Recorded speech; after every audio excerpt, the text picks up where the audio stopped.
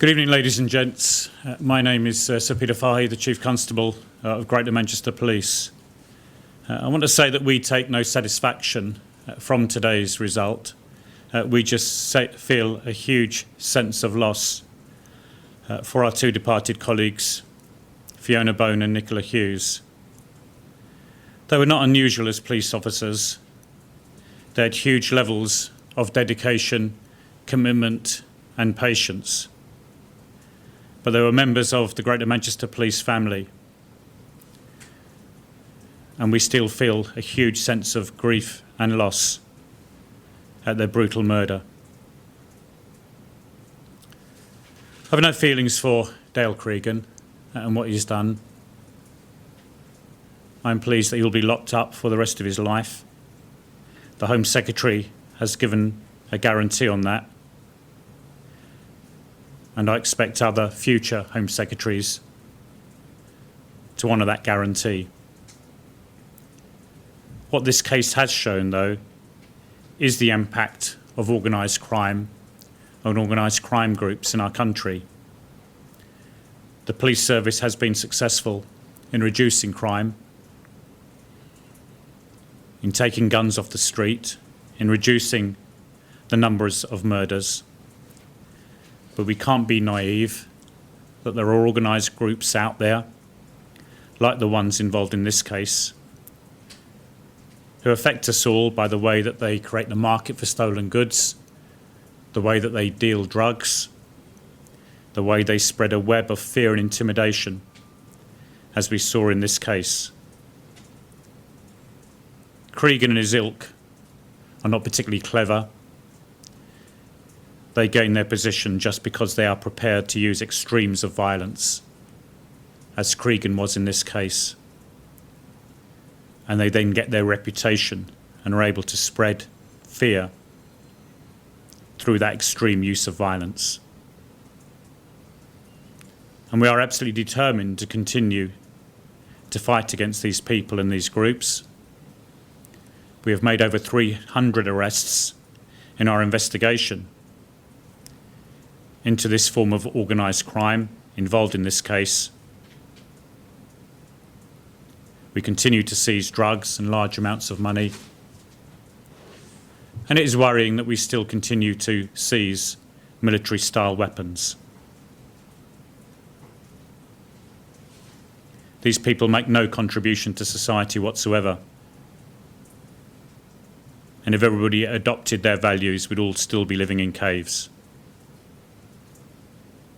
I want to dwell on Fiona and Nicola, two remarkable individuals who stepped forward, and want to pay tribute to the huge dignity shown by their families, who continue to feel this huge sense of loss.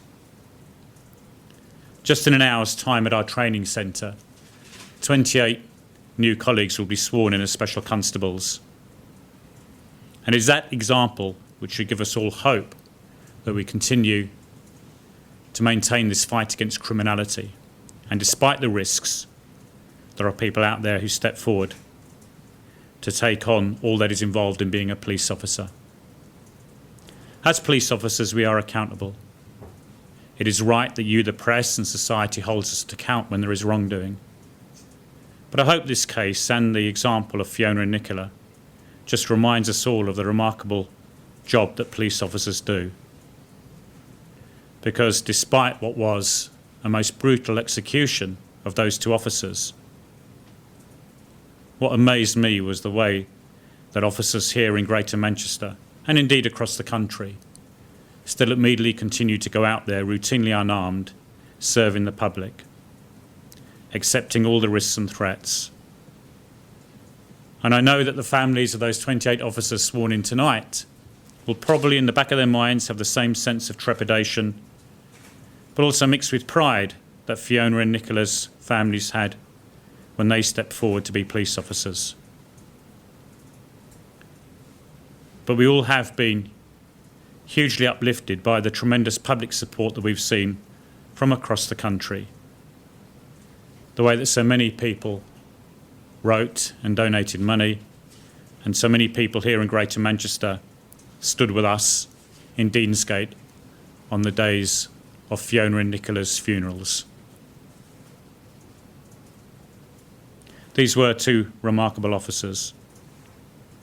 I would like to thank the public for all their support, the work of the investigation team that brought the convictions today,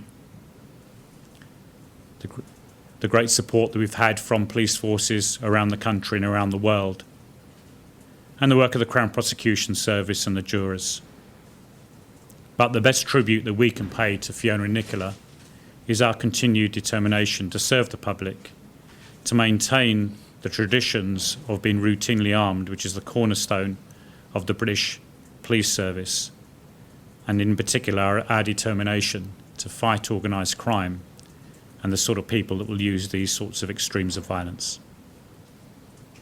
I'm now going to hand over to Tony Lloyd, the Police and Crime Commissioner for Greater Manchester. Thank you, Sir Peter.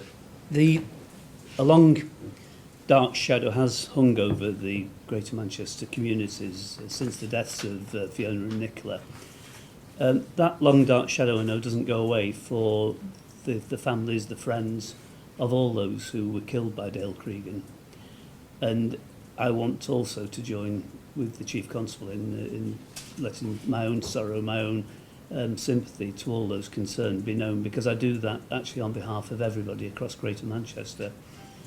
I want to place on record, though, the gratitude of the public of Greater Manchester to our police service, and actually those who work with the police service, the police officers, the police staff, and many others, because this was an enormously professional investigation that saw not just Dale Cregan, but a significant number of other people found guilty today of heinous crimes. That professionalism took place amongst people who themselves were friends, colleagues of Fiona and Nicola, and that ought to be recognised. But I want to extend that sense of gratitude to those police officers and staff not involved actually in those investigations, Peter, because those, particularly on the Tameside division, but others who'd worked with Fiona and Nicola, got up, carried on working, keeping the public of Greater Manchester safe, carrying on doing the things that we expect of our police service, and for that I think there should be proper recognition. I also want to, though, recognise the reality of organised crime across our community. It's something that the Chief Constable and I have made a priority in the Police and Crime Plan. That prioritisation will continue because it must do, but there is a call. There's a call to all the agencies across our community to work together to defeat organised crime. Yes, it is for the police to lead that, but it's for agencies as diverse, for example, as the DWP, the Customs and Excise, to work with the police to help us root out that criminality. It may look like just a dodgy DV or cheap tobacco to some. It's the kind of thing that leads to the tit-for-tat rivalry between gangs on our streets, and in the end has led to these deaths, and we cannot let that happen. There is a role as well for the media within this, not just the media, and I said there's not in any sense of blaming anybody. We do need, though, to demystify organised crime. It's brutal, it's nasty, it drives out legitimate business, and it makes our communities less worthwhile. And there is also, in the end, a real challenge to every man, woman and child in this nation of ours.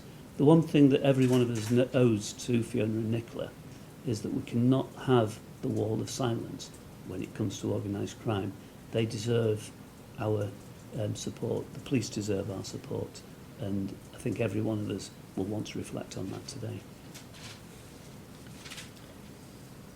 We've nothing to celebrate here today.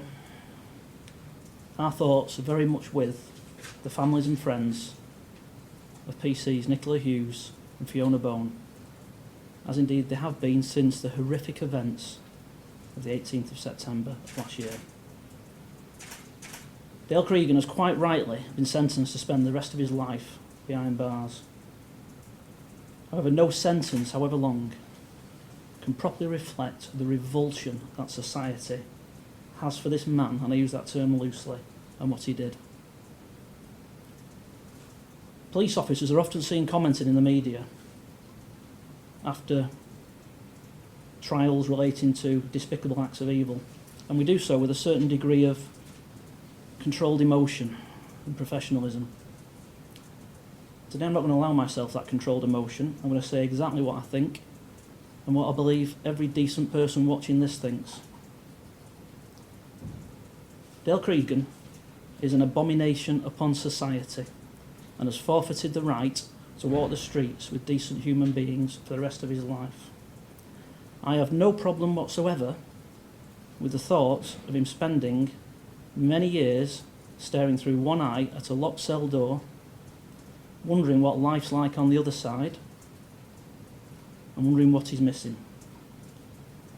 And then, when he's finished being a drain upon society, as far as I'm concerned, he can rot in hell.